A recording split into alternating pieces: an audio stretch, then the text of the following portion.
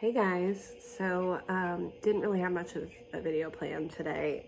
Had a very crazy busy week. I am trying to take off the week of Christmas just to basically lay around the house and do nothing. So maybe I'll have a better video for you guys that week. But I still didn't feel like really comfortable skipping a week. So I just found a super easy story about a murder that happened at Christmas. So I just Googled true crime Christmas stories basically, and this popped up on Reddit. And it's a pretty interesting little story, very short, so that was kind of perfect for how my day is going. Hope you guys enjoy it. And I'm just reading this. Basically, I'm reading this straight from Murderpedia. There was only like Murderpedia and Wikipedia, and they're both very short. Murderpedia had a little more information, so I'm just going to read that for you guys, and I will link that in the description below as usual. So, this is the story of the Lawson family murders. If you see the thumbnail of the video, I probably won't have time to edit this video, so I won't have like an image in the video. I know people have requested that from me before, and I'm really sorry, but like, I got a baby. I'm really, I'm really swamped, okay? But what I'm gonna be using as a thumbnail has to do with the story. So look that up. Maybe I'll include like a link to it as well, or you can just Google the Lawson family murders and you'll see the photo. Charles Davis Lawson was an American tobacco farmer from Stokes County, North Carolina, who is remembered for having committed one of the most notorious mass murders in the state's history on Christmas Day of 1929. Lawson's parents, Augustus and Nancy, lived in the unincorporated community known as Lawsonville, located 10 miles from Danbury, the Stokes County seat. He was born there and in 1911 married Fanny Manring. They had 8 children, but the third, William, born in 1914, died of an illness in 1920. In 1918, following the move of his younger brothers, Marion and Elijah, to the Germantown area, Lawson followed suit with his family. The Lawsons worked as sharecroppers, saving enough money by 1927 to buy their own farm on Brook Cove Road. In 1929, shortly before Christmas, Charlie Lawson took his family, 37-year-old wife Fanny and their children, Arthur, age 16, Marie, age 17, Carrie, age 12, Maybelle, age 7, James, age 4, Raymond, age 2, and Mary Lou, aged 4 months, into town to buy new clothes and to have a family portrait taken. This is the photo that I'm speaking of. Since they were far from wealthy, this seemed unusual. The new clothes ultimately became burial outfits. On that day, he began the slaughter with his daughters, Carrie and Maybelle, who were setting out to their uncle and aunt's house. Lawson waited for them by the tobacco barn.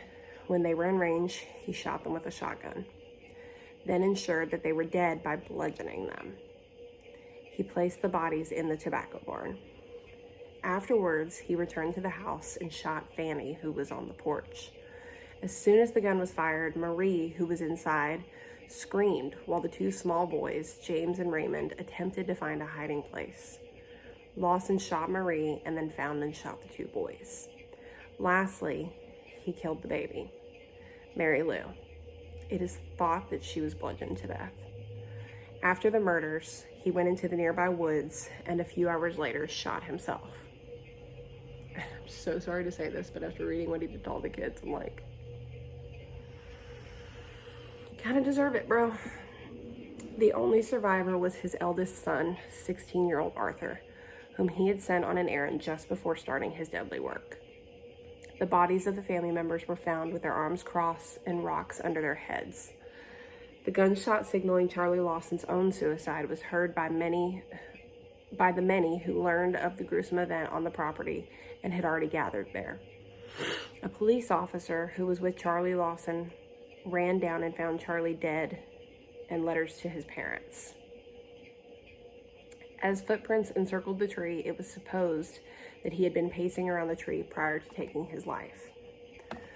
There were rumors as to why Charlie Lawson would take the lives of himself and his family, and it was speculated that Charlie did not murder his family at all, that it was staged to look as though Charlie had committed suicide. One of these explanations was that Charlie had witnessed an organized crime incident and had been found out, and he and his family murdered for it. Another involves a black man Charlie had started a fight with. Neither of these rumors sounded plausible or could fit with the facts. All signs obviously pointed to a murder-suicide. It was not until the book White Christmas, Bloody Christmas was published in 1990 that a strong claim surfaced. On interviewing many people regarding the Lawson family murder, the book's authors, M. Bruce Jones and Trudy J. Smith, found that several people recounted rumors and stories regarding Charlie, Marie, and incest. In 1989, the authors had received a call from an anonymous woman. She said she had gone on tour of the Lawson family home shortly after the murders, and the tour guide had told about their incest rumor, which he stated as fact. The day before the book was to be published, the authors received a phone call from Stella Lawson, daughter of Marion Lawson and cousin to the Lawson children, who had already been interviewed for the book. On this occasion, she told them that she knew the truth as to why Charlie did it. Stella said that at the funeral for the Lawsons, she had overheard Fanny's sister-in-law and aunts, including Stella's mother, Jetty Lawson, discussing how Fanny Lawson had confided in them that she had been concerned about Charlie and Marie. Jetty died in early 1928, meaning Fanny had been suspicious of the incest at least that long before the murders in 1929. Even more evidence was revealed in the meaning of our tears.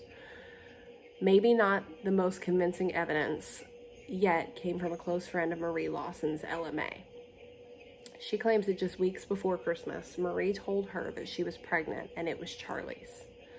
Ella May also said that Charlie and Fanny knew about this. Hill Hampton, another close friend and neighbor to the Lawson family, was interviewed. He said that he knew of serious problems going on within the family, and he knew the nature of the problem, but that it was personal and he chose not to reveal what it was. Shortly after the murders, Charlie's brother, Marion Lawson, opened the home on Brook Cove Road as a tourist attraction. A cake that Marie Lawson had baked on Christmas Day was displayed on the tour. Because visitors began to pick at the raisins on the cake and take as souvenirs, it was placed in a covered glass cake dish and thus preserved for many years. Among the many remembrances of the event is a folk song entitled "The Murder of the Lawson Family."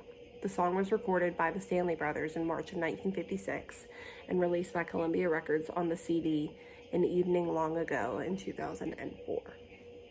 So that is the horrific story of the Lawson family murders. I cannot imagine, besides some sort of psychosis or just as some sort of serial mental illness.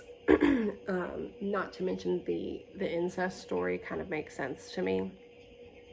What would possess a father to kill his children, including a baby, is just disgusting. So it's just heart-wrenching and really fucking sad. Sorry if this was a little bit of a downer for you guys, but Merry Christmas.